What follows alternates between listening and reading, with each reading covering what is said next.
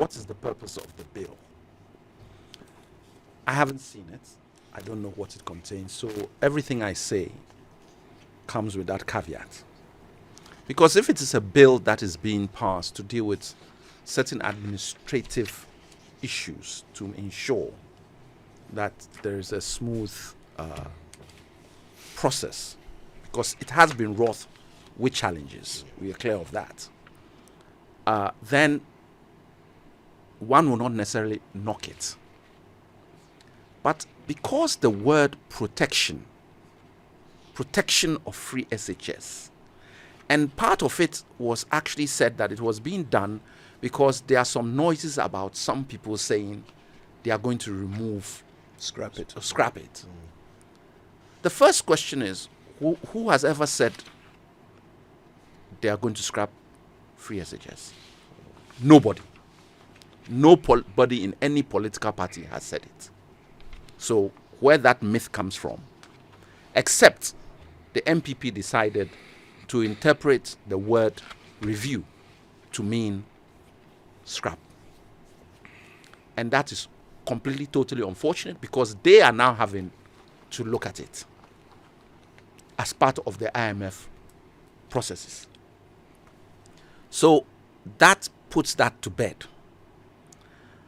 The more interesting aspect of it is that, Kojo, you don't get a greater protection in this country than from the Constitution of Ghana.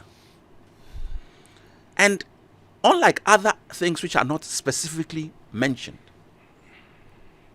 free SHS is specifically mentioned in the Constitution.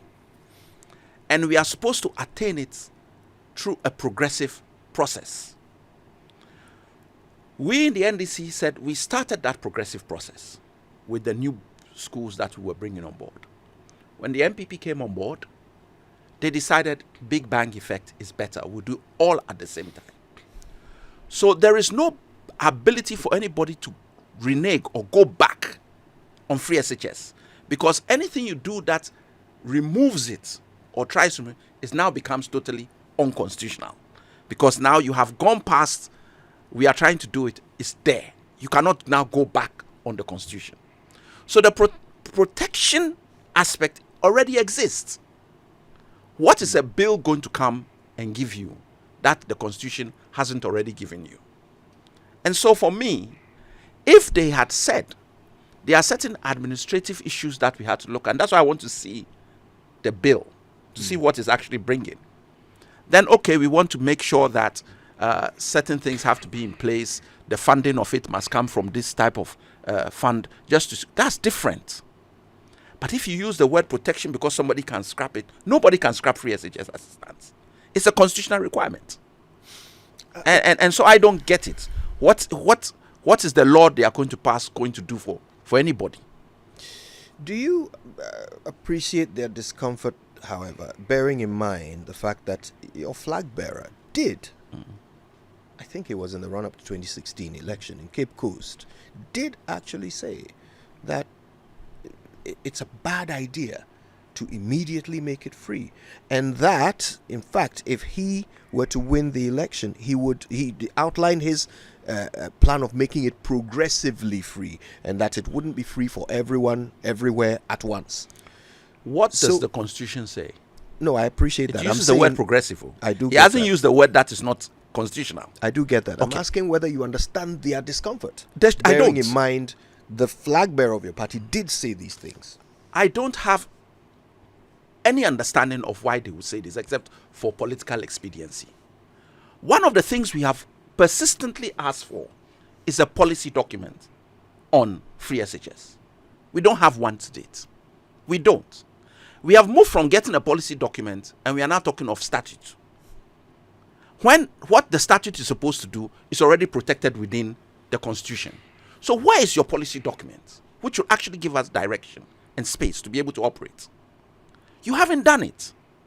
So for me, what President Mahama said in 2016 was, look, with the funding process and everything that we have, I believe in a progressive process, and I'm starting with the free senior high schools that we are building, which he did and we started doing, you have taken a different aspect. You said big bang. Are we saying that the implementation of free SHS has been beneficial to us as a country? I beg to differ. That is a debate perhaps for another day. But as in terms of the traffic light system, lack of infrastructure, lack of teachers, there were different ways that this could have been done that would have benefited us. We looked at quantity without any recourse to quality. And you cannot just look at quality without quantity. So there's a middle road, progressive. Even the Constitution, the forebearers recognize this and use that word, progressive. Big bang was not a good idea, but we have it. Now it's a constitutional requirement. It's been met. Who can remove it? So when the NDC says review, Yes. could it, in your estimation, bearing in mind all the criticisms you have leveled against Yes. the free SHS program, could it, in your estimation, include the need for some people to pay? Yes. Would that not be exactly what you're saying the Constitution prevents? No. Because it would then, if we've like you explained quite well, it can we've arrived at free, Yes. right? Yes. And so any change of that, Yes. so that someone who used to not have to pay Yes. now has to pay, Yes. means that you are not being progressive, you're actually being regressive. But there are many ways of doing it, Kojo. Why?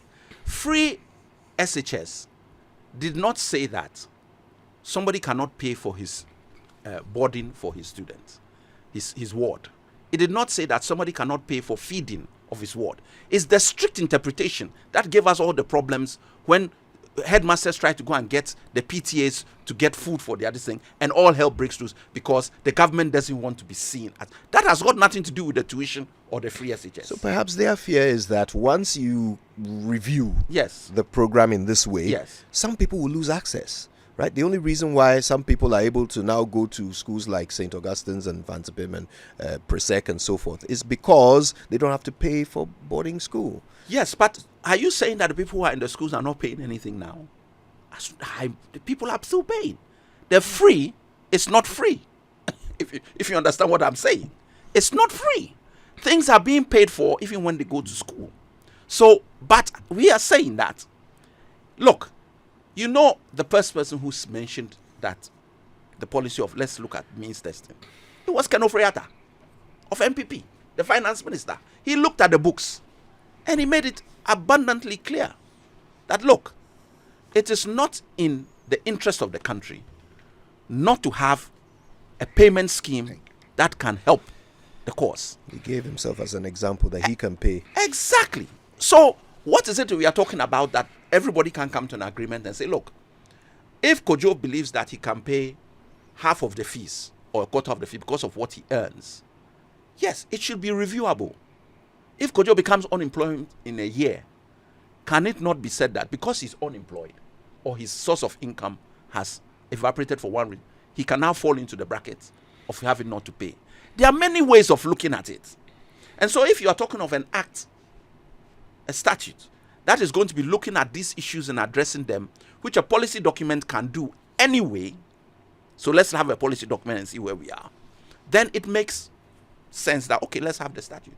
But if it's for protection, which is what is being said, protection of the policy, it makes no sense. And that is where I believe the minority or the NDC, because protection is ingrained in the Constitution. That word should never have come in place. And this idea that, oh, it's political mischief. You are trying to give the impression that there are some who are now coming to scrap this idea of people are going to get rid of free SHS.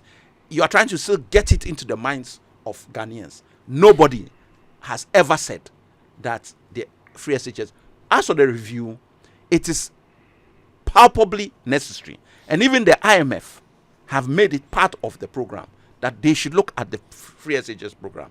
Nobody has said scrap. Review is review.